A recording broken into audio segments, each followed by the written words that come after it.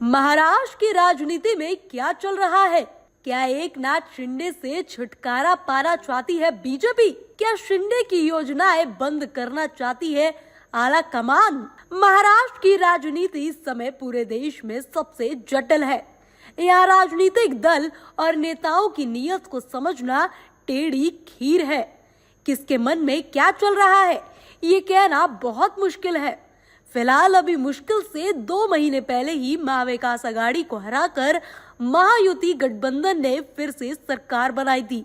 Shiv Sena, NCP और BJP की नई सरकार में शामिल होने के लिए एकनाथ शिंदे को बहुत मुश्किल से मनाया गया था, पर प्रदेश के पूर्व मुख्यमंत्री रह चुके एकनाथ शिंदे को डिप्टी सीएम बनना शायद रास नहीं आ रहा है। वो अनमने ढंग से सरकार के साथ है। शपथ ग्रहण समारोह से ही वो सामान्य नहीं दिख रहे हैं। पिछले दिनों कई बार वो प्रदेश कैबिनेट की बैठकों से नदारद रहे। इसके बाद से ही ऐसा माना जा रहा था कि शायद प्रदेश के मुख्यमंत्री देवेंद्र फडणवीस और डिप्टी सीएम एकनाथ शिंदे के बीच सब कुछ ठीक नहीं चल रहा है।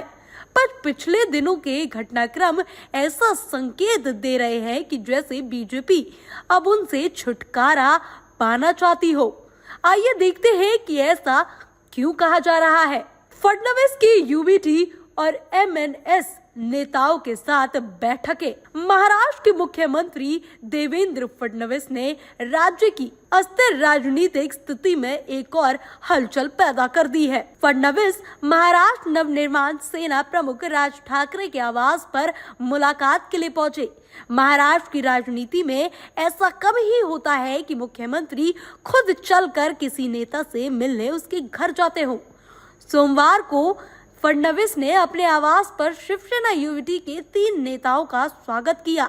चूंकि इस बीच लगातार ऐसी खबरें आ रही है कि deputy CM Eknath Shinde CM Fadnavis से नाराज चल रहे हैं, इसलिए मुलाकात और महत्वपूर्ण मानी जा रही है। दरअसल सभी जानते हैं कि राज्य में बृहन्मुंबई महानगर पालिका चुनाव होने वाले हैं। बीएमसी का चुनाव महाराष्ट्र के लिए बहुत महत्वपूर्ण माना जाता है। जब तक शिवसेना एकजुट थी तब तक ये धनाढ्य नगर निगम उसका गढ़ बना रहा, पर अब बीएमसी चुनावों में महाराष्ट्र की कई पार्टियां अपने गठबंधनों महायुति और महाविकास आघाड़ी से अलग हटकर मैदान में उतरना चाहती है। माना जा रहा है कि फडणवीस की राज ठाकरे और शिवसेना यूबीटी के नेताओं से मुलाकात का असली उद्देश्य एकनाथ शिंदे को संदेश पहुंचाना था कि वे ये ना समझे कि बीजेपी के पास कोई दूसरा ऑप्शन नहीं है। शिंदे की योजनाएं बंद करके उन्हें घेरने की हो रही है कोशिश। महाराष्ट्र में डिप्टी सीएम एकनाथ शिंदे यूं ही नाराज नहीं है। ऐसा माना जा रहा है कि कहीं ना कहीं जानबूझकर भी एकनाथ शिंदे को परेशान किया जा रहा है।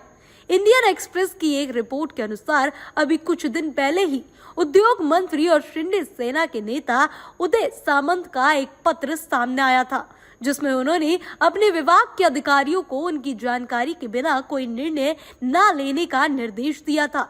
इस घटनाक्रम को महायुति सरकार के भीतर बीजेपी और शिंदे सेना के बीच चल रही प्रतिस्पर्धा के तौर पर देखा जा रहा है।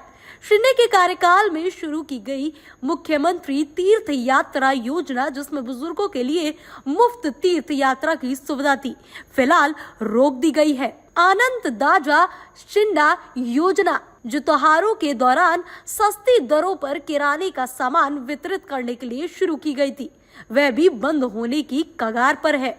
हालांकि शिंदे ने इस मामले में अब तक चुप्पी साध रखी है, लेकिन उन्होंने पिछले 15 दिनों में 2 कैबिनेट बैठकों से दूरी बनाई और सोमवार को प्री बजट चर्चा से नदारद रहे।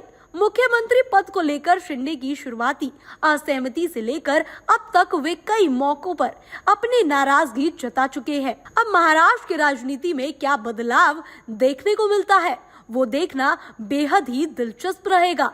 Bureau report, TV7 Bharat.